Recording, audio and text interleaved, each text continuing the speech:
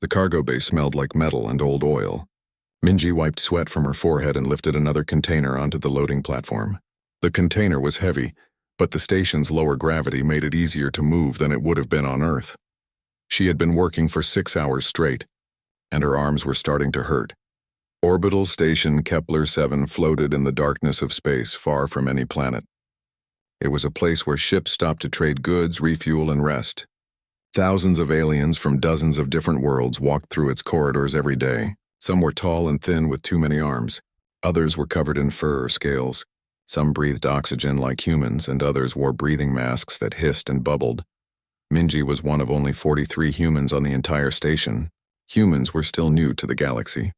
Most aliens had never seen a human before Earth joined the galactic community 5 years ago. To them, humans looked strange and weak. No claws, no thick skin, no venom or natural armor, just soft flesh and fragile bones. She didn't mind being different. The job paid well and she needed the money. Every credit she earned went back to Earth, to her mother and soul, the small apartment where she grew up, the medical bills that never seemed to end. Minji worked 12-hour shifts 6 days a week and she never complained. The cargo bay was quiet today. Most of the other workers had finished their shifts and gone home. Minji preferred working alone. It was peaceful. Just her, the containers, and the steady hum of the station's life support systems. Through the large windows that lined one wall, she could see stars scattered across the black void like diamonds on velvet. She checked her data pad. 20 more containers to load, then she could clock out. Maybe grab some cheap noodles from the food court. Sleep for 6 hours. Wake up and do it all again. A door hissed open behind her. Minji turned and saw them. 5 of them. Cravati. She recognized the species immediately. They were hard to miss. Each one stood over 7 feet tall with thick reptilian skin covered in dark green scales. Their heads were broad and flat with yellow eyes that sat too far apart. When they opened their mouths, she could see rows of sharp teeth. The Cravati had a reputation. They were mercenaries, soldiers for hire. They fought in border wars and protected cargo ships from pirates. They were strong and mean, and they knew it. Most species gave them plenty of space. The 5 Cravati walked into the cargo bay like they owned it. They were loud, shoving each other and making harsh barking sounds that might have been laughter. The smell of alcohol hit Minji from across the room. Fermented slurry, probably. The stuff smelled like rotting fruit mixed with engine coolant. She turned back to her work and tried to ignore them. If she didn't make eye contact, maybe they would leave her alone. She grabbed another container and started dragging it toward the loading platform. "Look at that," one of them said. The translator chip in Minji's ear turned the alien words into Korean. "A human. A little one." The others laughed. It was not a friendly sound. Minji kept working. Her heart beat a little faster, but she kept her face calm. She had dealt with drunk aliens before. The best thing to do was stay quiet and wait for them to get bored. But they didn't get bored. They moved closer, spreading out to surround her. The largest one, the leader, had a scar running down the side of his face. He stepped directly into her path and looked down at her. Minji was 5 feet and 3 inches tall. The top of her head barely reached the middle of his chest. "Excuse me," she said quietly in Galactic Common, the language most species use to communicate. "I need to get past." The leader didn't move. Instead, he reached out with one clawed hand and knocked the datapad from her grip. It clattered across the floor. The other Cravati laughed again. Minji took a slow breath. "Please," she said. "I don't want trouble. I'm just trying to work." "Trying to work," the leader repeated, mimicking her voice in a high-pitched squeak. The others found this hilarious. They made more barking sounds and slapped each other's shoulders. One of them kicked over a stack of containers she had already organized. The metal boxes crashed to the floor with a bang that echoed through the bay. Minji flinched but didn't say anything. "So small," another Cravati said, circling around behind her. "So weak, how do humans even survive? What do they do when predators come?" "They die," the leader said. "Quickly." More laughter. Minji's hands curled into fists at her sides, but she kept them there. She kept her breathing steady. In her mind, she counted backwards from 10. An old technique. It helped her stay calm. 10, 9, 8. "I'm going to leave now," she said clearly. "Please let me pass." The leader leaned down, bringing his face close to hers. His breath smelled like meat and alcohol. "What if we don't want you to leave?" What if we want to play? 7, 6, 5. Minji tried to step around him. The Cravathi to her left blocked her path. She tried the other direction. Another one moved to stop her. They were toying with her, having fun. Please, she said again. It talks, one of them said. It begs like prey. All humans are prey, the leader said. Look at it. No weapons, no armor. Soft skin that tears so easily. 4, 3, 2. Minji turned and tried to walk back the way she came. The leader grabbed her shoulder and shoved her hard. She stumbled backward and slammed into a cargo container. The impact sent a sharp pain through her shoulder and down her arm. Her vision blurred for a second. When it cleared, she was on her knees. The Cravathi surrounded her completely now, a wall of scales and muscle and yellow eyes. She stood up slowly. Her shoulder throbbed. She could already feel the bruise forming.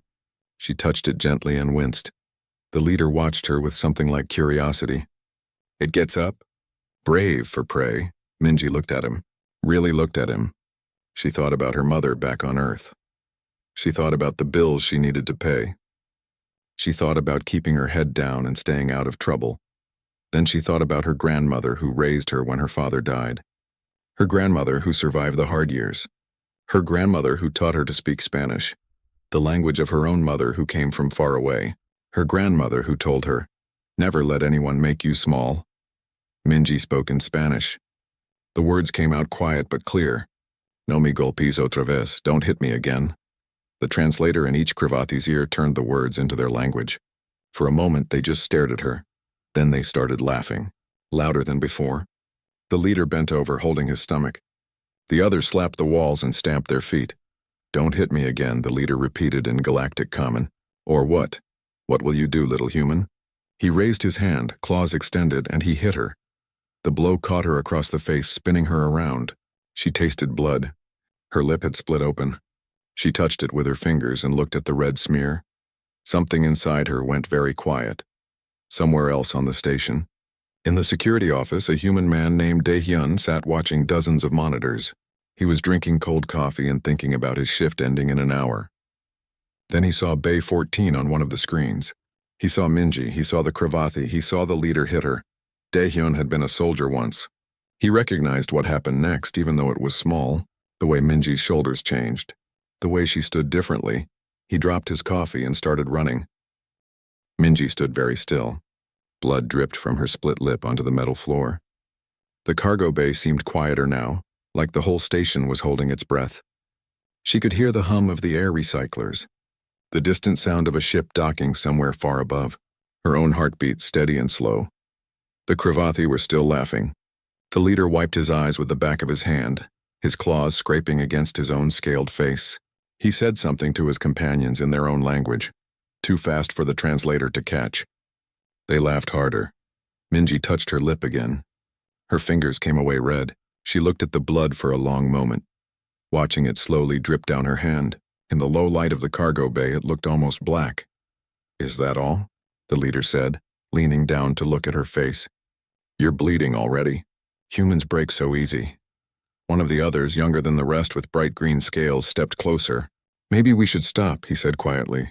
Station security will— Security? The leader cut him off. Security won't do anything. This is just play. Just having fun with the new species. Teaching them their place. He looked back at Minji. Isn't that right, human? You understand your place now? Minji didn't answer. She was looking at the chronometer on the far wall.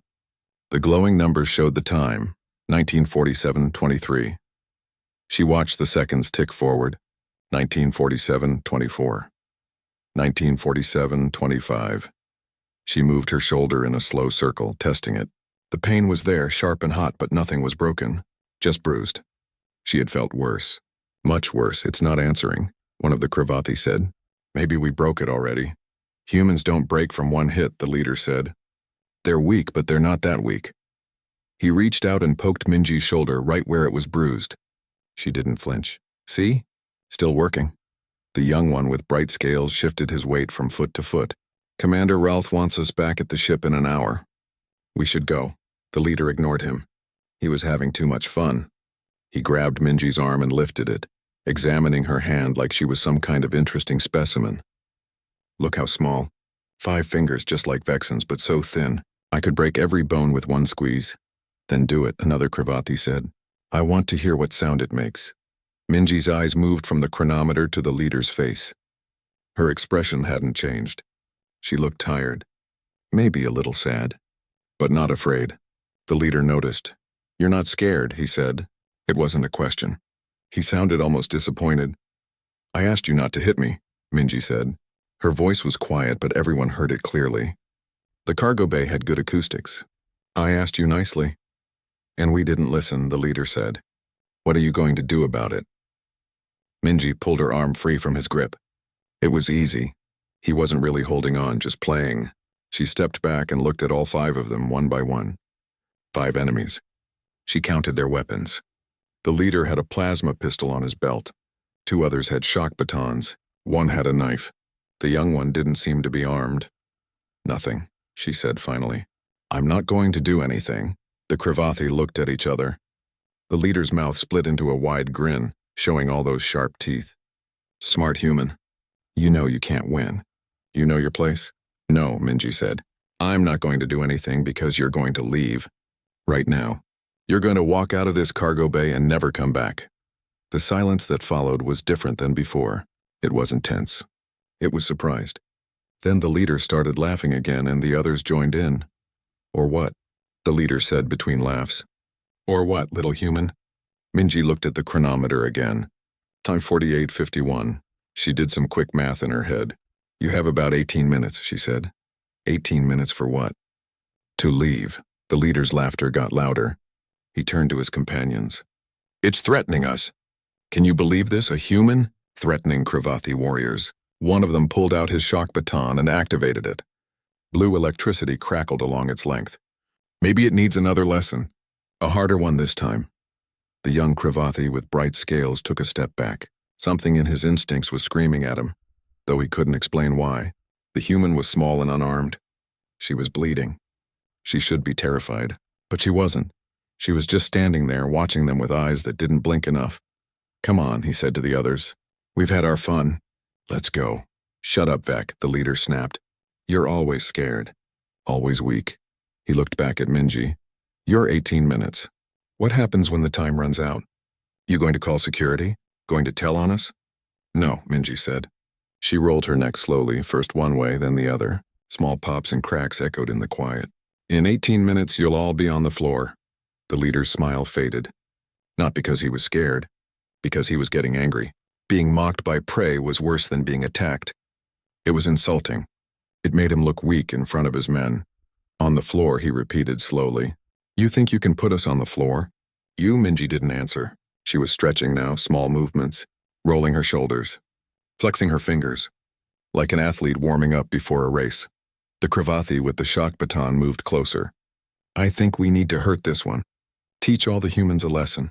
Wait, Vec said. Something's wrong. Look at her. They looked. Minji had changed her stance. Her feet were positioned differently now, shoulder width apart. Her weight was balanced. Her hands hung loose at her sides, but ready. It was a fighter's stance, though most of them didn't recognize it. The leader did. He had fought in 17 campaigns across 9 worlds. He had seen combat stances from 100 different species. This was one of them. But it couldn't be. Humans weren't fighters. Everyone knew that. You have military training, he said. It wasn't a question. I had a life before this, Minji said. Before loading cargo. Before running away from Earth. Before pretending to be someone I'm not. She looked at him directly. You should have left when I asked nicely. What unit?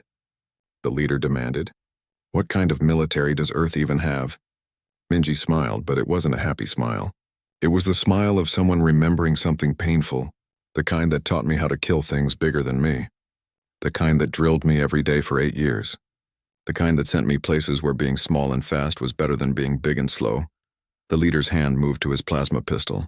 His fingers touched the grip. Don't, Minji said softly.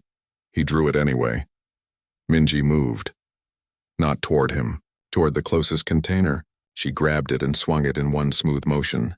The container was empty, light enough for her to handle in the low gravity. It caught the leader's arm just as he was bringing the pistol up. The weapon went flying, skittering across the floor. The cargo bay exploded into motion. The Cravathi with the shock baton rushed at her. Minji dropped under his swing, the crackling baton passing over her head close enough to make her hair stand up. She swept his legs out from under him. He was heavy, but gravity was low. He went down hard. 2 more came at her from different sides. Minji rolled between them, and they crashed into each other instead of catching her. She came up next to the fallen plasma pistol, grabbed it, and threw it out the cargo bay's open door into the corridor. No guns. Guns could kill. She had promised herself she was done with killing. The leader roared and charged. He was fast for his size. His clawed hand reached for her throat. Minji sidestepped at the last second and drove her elbow into his ribs. The impact hurt her elbow, but she heard something crack in his chest. He stumbled past her, gasping. Vex stood frozen near the door, watching with wide yellow eyes. This wasn't possible. Humans were weak. Humans were prey. Everything he had been told, everything he believed, was wrong. Minji stood in the center of the cargo bay, breathing calmly. 4 Cravathi were picking themselves up, angry now. Really angry. The leader clutched his ribs, his eyes full of hate. "Kill it," he wheezed. "Kill the human." Minji looked at the chronometer. 19:50, 16 minutes left, she said. In the security office, 3 levels above the cargo bay, Daehyun ran past rows of monitors and nearly knocked over another guard. His boots pounded against the metal floor. Other security personnel looked up in surprise as he rushed by. "Daehyun, what's wrong?" Someone called after him. He didn't answer. He was too busy running and trying to call for backup on his communicator at the same time. His fingers fumbled with the buttons. Finally, he got it working.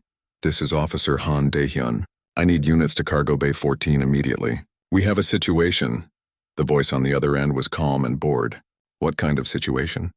"Assault in progress. Human worker being attacked by multiple Cravathi." He turned a corner, nearly slipping on the smooth floor.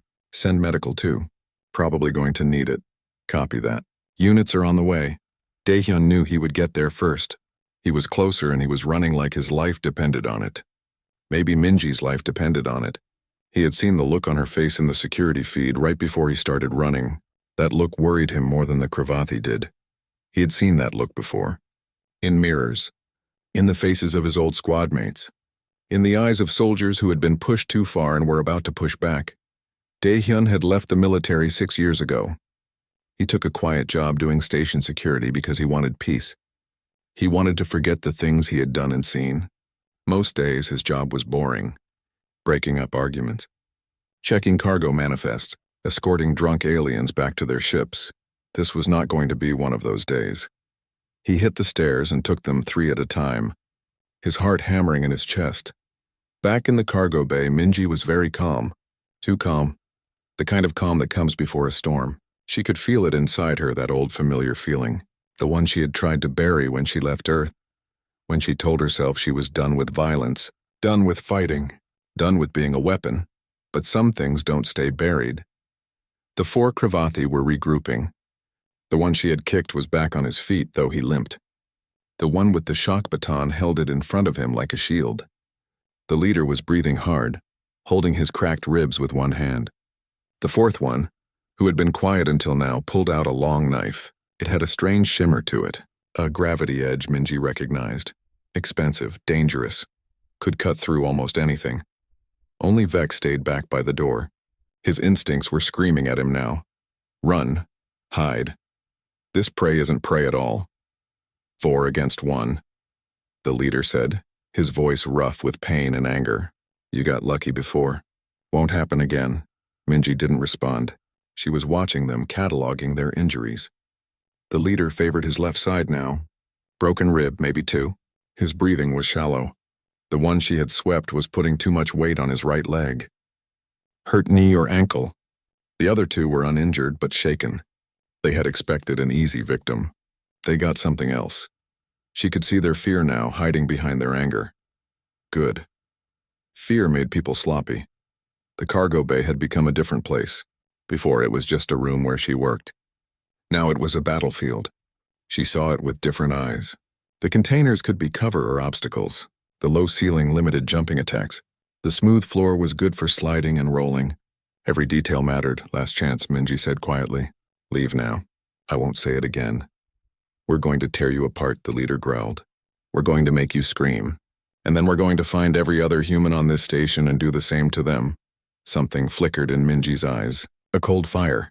You shouldn't have said that, she said. The leader gestured to his men. Together. All at once. Don't give it room to move. They came at her from three sides. The one with the shock baton came straight on. The one with the knife circled right. The limping one circled left, slower than the others. The leader hung back, too hurt to fight but still commanding. Minji's mind went quiet. Training took over. 8 years of training. 8 years of drilling the same movements until they were faster than thought. 8 years of learning how to survive against bigger, stronger enemies. The shock baton came down.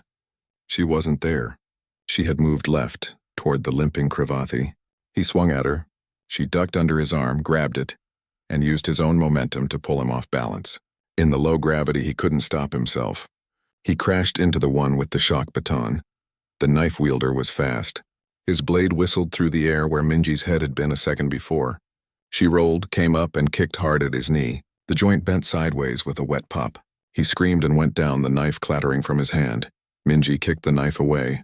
It slid under a cargo container out of reach. No weapons. She had promised. The limping Kravathi and the one with the shock baton had untangled themselves. They were more careful now, keeping distance. The shock baton hummed and crackled. One touch from that and her muscles would lock up. She would lose. Vec, the leader shouted. Get in there. Help them. Vec shook his head slowly.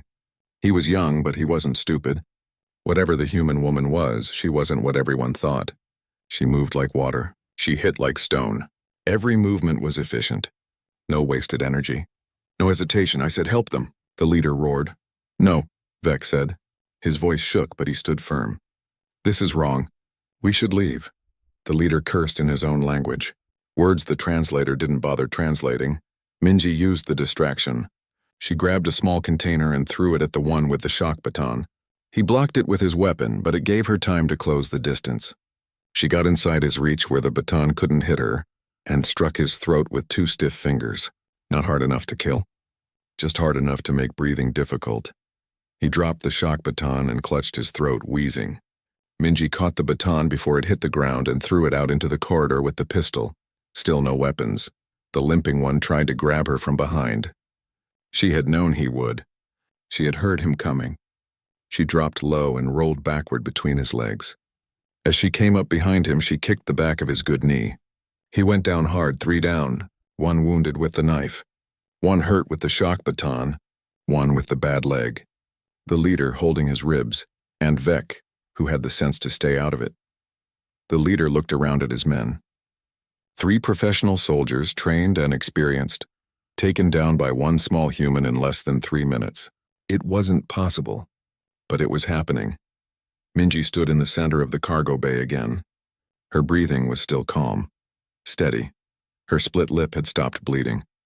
There was a new bruise forming on her arm where someone had grabbed her, but she didn't seem to notice. She looked at the chronometer. 19:52:03. 14 minutes, she said softly. The leader's eyes widened. He understood now. The 18 minutes she had mentioned. It wasn't a threat about calling security. It wasn't about backup arriving. It was how long she thought it would take her to put them all on the floor, and she was ahead of schedule. What are you? The leader whispered. Minji tilted her head slightly. The question seemed to genuinely puzzle her. I'm nobody, she said. Just a cargo worker. Someone who wanted to be left alone. Someone who asked nicely. She took a step forward. The leader took a step back. But you hit me, she continued. Her voice was still quiet, still calm. And you threatened other humans, my people. That was a mistake. The one with the injured throat managed to gasp out words. Security, come in. I know, Minji said. I heard the alarm. They'll be here soon. She looked at each of them. Do you want them to find you standing? Or on the floor? The leader's pride warred with his survival instinct. Pride had gotten him this far in life. Pride had made him a commander. Pride had won him 17 campaigns. Pride lost. We're leaving, he said. No, Minji said. The leader blinked. What? You don't get to leave, Minji said. Not standing. Not walking. You had that choice before. When I asked nicely, you didn't take it. She cracked her knuckles one by one. The sound echoed in the quiet cargo bay. Now you have a different choice, she said. You can lie down on the floor right now and wait for security. Or I can put you there myself. The leader looked at his men, broken, beaten, afraid. He looked at Vec, who stood by the door with shame in his eyes. He looked at the small human woman who had destroyed his unit in less than 5 minutes. Somewhere in the distance, footsteps echoed. Running. Security was coming. The leader made his choice. The leader's choice was a bad one. He roared and charged at Minji with everything he had left. Pain didn't matter anymore. Pride didn't matter. Only rage mattered. He would crush this human with his bare hands. He would show his men that Cravathi warriors didn't bow to prey. Minji sighed softly. She had hoped he would choose to lie down. Hoped he would make the smart choice. But people rarely made smart choices when they were angry and humiliated. She had learned that a long time ago in places far from here. In jungles where the rain never stopped. In mountains where the air was too thin to breathe. In cities that had been turned to rubble. The Republic of Korea Army Special Warfare Command had taught her many things, but that lesson was the most important one. Angry people make mistakes. The leader's charge was powerful but clumsy. His broken ribs slowed him down, made him favor one side. Minji waited until the last possible second, then stepped to his weak side. Her hand shot out, palm open, and struck him in the exact spot where his ribs were already broken. The leader's roar turned into a scream. He stumbled past her and crashed into a stack of containers. They fell around him with a tremendous crash that echoed through the entire cargo bay level. The one with the bad knee tried to stand. Minji was there before he made it halfway up. She grabbed his arm, twisted it behind his back, and applied pressure to a nerve cluster she had learned about in alien anatomy class. Every species had them.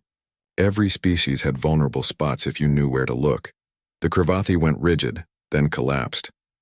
Not unconscious, just unable to move. The nerve strike would wear off in a few minutes, but those were minutes he wouldn't be fighting. The one with the injured throat had recovered enough to breathe properly. He stood and tried to tackle Minji from the side. She saw him coming in her peripheral vision, heard his heavy footsteps, felt the air move as he got close. She spun, ducked under his outstretched arms, and struck him twice, once in the solar plexus, once in a pressure point on his neck. He went down gasping, his eyes rolling back. The one with the ruined knee was trying to crawl away, dragging himself toward the door with his hands. Minji let him go. He wasn't a threat anymore. She turned her attention to the leader who was climbing out of the pile of fallen containers. Blood ran down his face from a cut above his eye. His breathing was wet and ragged, but he was still moving, still trying to fight. She had to respect that, even if it was foolish. "Stay down," she said. Not angry. Almost gentle. "Please. I don't want to hurt you more than I already have." The leader spat blood on the floor. "Humans," he gasped. "Not supposed to be. Like this." "I know," Minji said. "We're supposed to be weak. Easy. Pray." She walked toward him slowly, her hands at her sides. "That's what everyone thinks. That's what we let everyone think. Why? Because it's easier that way. Because most of us really do just want to be left alone, to work, to live, to be peaceful." She stopped a few feet away from him, but peaceful doesn't mean harmless. The leader tried to stand. His legs shook with the effort. He made it upright and swayed, barely staying on his feet. "What unit?" he asked again. "Does it matter? I've fought 17 campaigns, 9 worlds. I need to know. What beat me?" Minji considered for a moment. Then she answered in Korean, knowing the translator wouldn't catch it. "Tuksujeon Saryongbu, Special Warfare Command." The leader didn't understand the words, but he understood the tone. Elite, professional, dangerous. "You're a soldier," he said. "Was," Minji corrected. "I left that behind." "Tried to. Can't leave it behind," the leader said. He knew. He had tried to in his own way. "It stays with you. In your hands, your eyes. The way you move." He coughed and more blood came up. "I should have seen it. You were drunk," Minji said. "And I was good at hiding it." The leader laughed, then regretted it as pain shot through his chest. "Not anymore." "No," Minji agreed. "Not anymore." He tried to throw one more punch. Slow. Telegraphed. Minji caught his wrist, redirected the energy, and used his own momentum to put him gently on the ground. Not a throw. More like guiding him down. He was too hurt to keep fighting. She could see that. He lay on his back, staring up at the ceiling, breathing hard. 18 minutes, he said. You said 18 minutes. Minji looked at the chronometer. 19:53:47. Looks like I was wrong. Only 13. Footsteps were getting closer now. Multiple sets. Running hard. Security was almost there. Beck still stood by the door, frozen.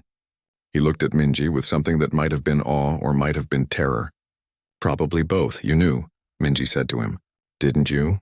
You felt something was wrong? Vec nodded slowly. My grandfather was a hunter. Back on our homeworld before we joined the galaxy, he taught me to read prey, to know when something was dangerous even if it looked safe. He gestured at her. You looked safe. But everything in my head was screaming danger. Smart, Minji said. You should listen to that voice. I will, Vec promised. Always. The door burst open. Daehyun rushed in, his hand on his weapon, ready for a war zone. He stopped so fast he almost tripped over his own feet. The cargo bay looked like a disaster area. Containers were scattered everywhere. 4 Kravathi were on the floor in various states of injury. One was crawling toward the door. The leader lay on his back, clearly defeated. Vec stood off to the side, hands raised to show he wasn't a threat, and in the middle of it all stood Minji. Small, quiet Minji, who loaded cargo and kept to herself. She had blood on her lip and a bruise on her shoulder. Her work clothes were torn. But she was standing and everyone else was down. Daehyun had expected to find her beaten. Maybe dying. He had seen the footage of 5 Kravathi surrounding her. He had run as fast as he could to save her. He was too late. Or maybe he was exactly on time.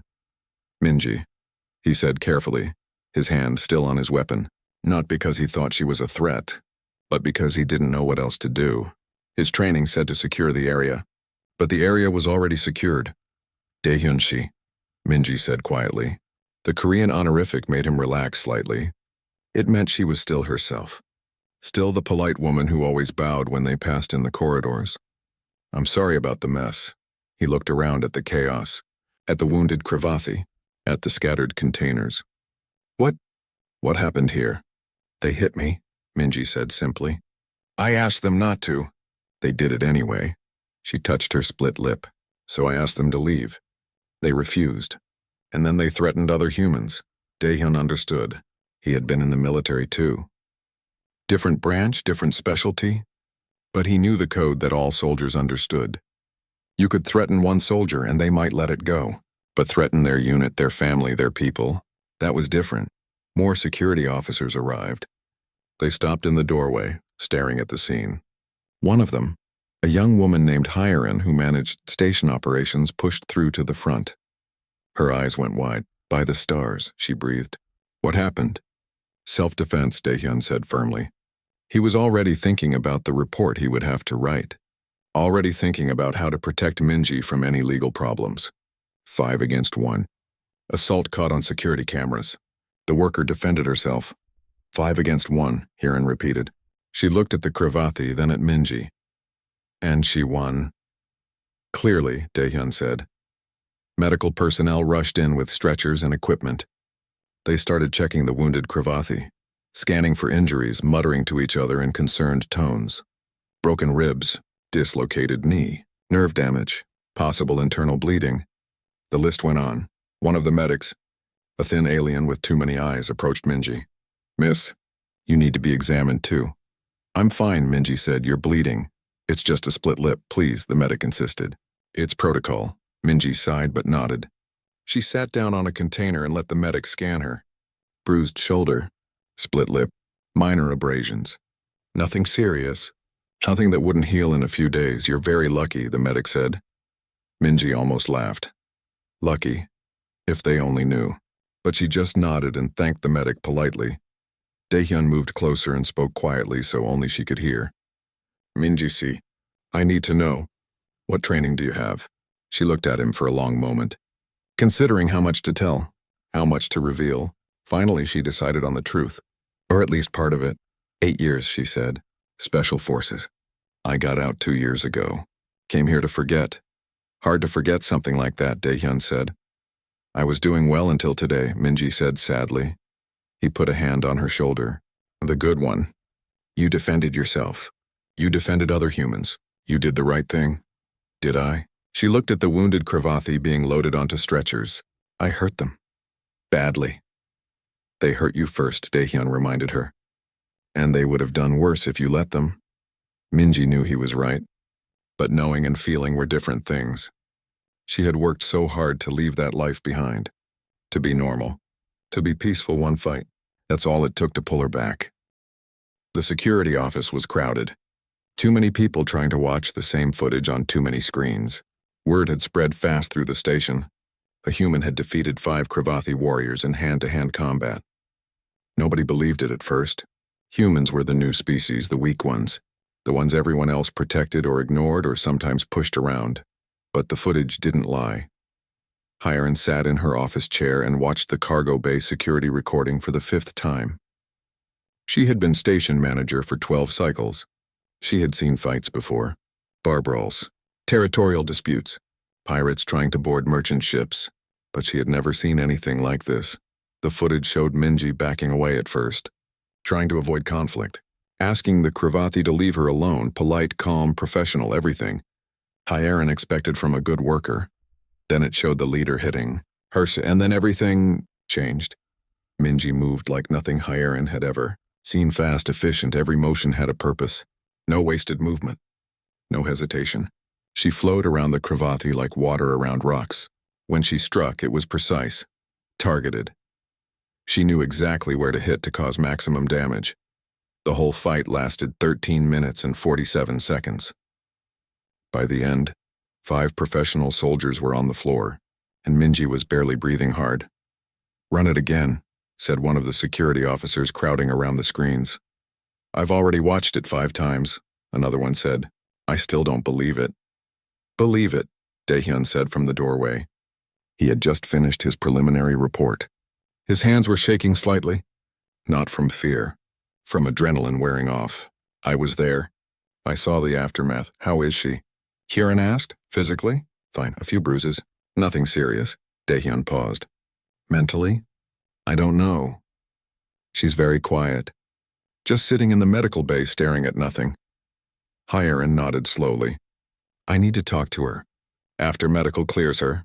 "She defended herself," Daehyun said firmly. "Station law is clear. They attacked first. She had every right." "I know," Hiren interrupted. "I'm not questioning that. I just need to understand what happened. For the report." What she didn't say was that she needed to understand what humans were capable of.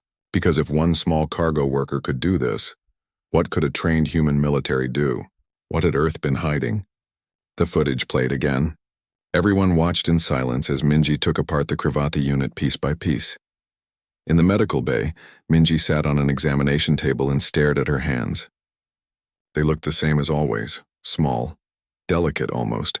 You wouldn't think they could do what they had just done. But she knew better.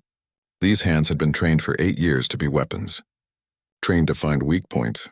Trained to disable enemies twice her size. She had promised herself she would never use that training again. That was why she left Earth. Why she took a job loading cargo on a station far from home. She wanted to forget.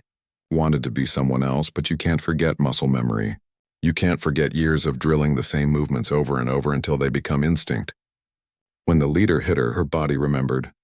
And once it started, she couldn't stop it. Or maybe she didn't want to stop it. A medic approached with a cold pack for her bruised shoulder. Minji took it and pressed it against the injury, wincing at the cold. "You should rest," the medic said. A different one this time. An older alien with kind eyes and a gentle voice. "You've been through a trauma." Minji almost laughed. Trauma? The fight wasn't the trauma. The trauma was everything that came before. The missions she had been sent on. The things she had seen. The things she had done. This fight was nothing compared to that, but she just nodded and thanked the medic politely. No point in explaining. Vec, the young Cravathi who had stayed out of the fight, sat in a different part of the medical bay. He wasn't injured, but security wanted him checked out anyway. A medic was scanning him while a security officer asked questions. "Why didn't you join the fight?" the officer asked. "Because it was wrong," Vec said simply. "We were drunk. We were bullying someone who just wanted to work. And when I saw her..." He paused, trying to find the right words. "She wasn't afraid. That's when I knew we had made a mistake. You could have warned your commander. I tried." He didn't listen. Humans have a saying, right? Pride comes before a fall. Vec looked down at his hands. Our pride made us blind. We thought we were the strongest, the toughest. We forgot that strength comes in different forms. The security officer made notes on his data pad. What will you tell your unit? The truth, Vec said. That we attacked someone we shouldn't have. That we underestimated a human. And that we're lucky to be alive. The officer looked surprised. You think she would have killed you? No, Vec said. I think she could have killed us easily, but she chose not to. That's what makes it worse. We attacked her, hurt her, threatened her people, and she still showed mercy. He looked toward where Minji sat on the other side of the medical bay. I need to apologize to her. I don't think that's a good idea right now, I know, but I need to do it anyway. Vec stood and walked slowly across the medical bay. Security officers tensed, hands moving to their weapons. But Vec kept his hands visible, his posture non-threatening. He stopped a respectful distance from Minji and bowed his head. I'm sorry, he said in Galactic Common. Minji looked up at him. Her expression was hard to read. I'm sorry for what my unit did to you, Vec continued. I'm sorry I didn't stop them. I'm sorry I stood there and watched while they hurt you. You didn't hurt me, Minji said quietly. I didn't help you either. That's the same thing. Minji studied him for a moment. He was young, maybe too young to be a mercenary. His scales were still bright green, not dulled by years of fighting and hard living like the others. His eyes held genuine shame. You did help, she said finally. You refused to fight. That took courage. It took cowardice, Vec said bitterly. I should have stood between you and them. Then you would be in a hospital bed right now and nothing would have changed. Minji shook her head. You made the right choice. You saw what was happening was wrong and you didn't participate. That matters. Vec looked like he wanted to argue, but he just nodded slowly. My grandfather told me that the hardest battles are the ones we fight against ourselves, against what our pride wants us to do. Your grandfather sounds wise. He is. He'll be disappointed when he hears about this, but he'll be glad I made one good choice at least. Vec hesitated, then asked, Will you tell me something? What you said before the fight started. Those words in your language that the translator didn't catch. What did they mean? Minji thought back. The Korean words she had said while looking at the chronometer. 20 minutes, she said. I was telling myself how long I thought the fight would take. Vec's eyes widened. You knew. You knew you would win before it even started. No, Minji said. I knew how it would end if they didn't leave. I hoped they would leave. But I knew they wouldn't. How did you know? Because people like your commander don't back down. They can't. Their pride won't let them. Minji's voice was sad. I've met people like him before. In every species. In every culture. They're the same. They push and push until someone pushes back. And then they're surprised when they lose. Security officers escorted Vec away after a few more minutes. Minji was left alone again with her thoughts and her cold pack, and the slowly forming bruises that would remind her of this day for weeks to come. News of the fight was already spreading beyond the station. Someone had leaked the security footage to the Galactic network. Within hours it was being shared across hundreds of worlds, reposted, analyzed, discussed. Humans defeating Cravathi warriors in hand-to-hand combat. Impossible. Unbelievable. And yet, there it was on video for everyone to see. Journalists started sending requests for interviews. They wanted to talk to Minji. They wanted to understand how this was possible. They wanted to know about Earth's military, about human combat training, about what else humans might be capable of. Hyeron looked at the list of interview requests and felt a headache forming. This was going to be complicated.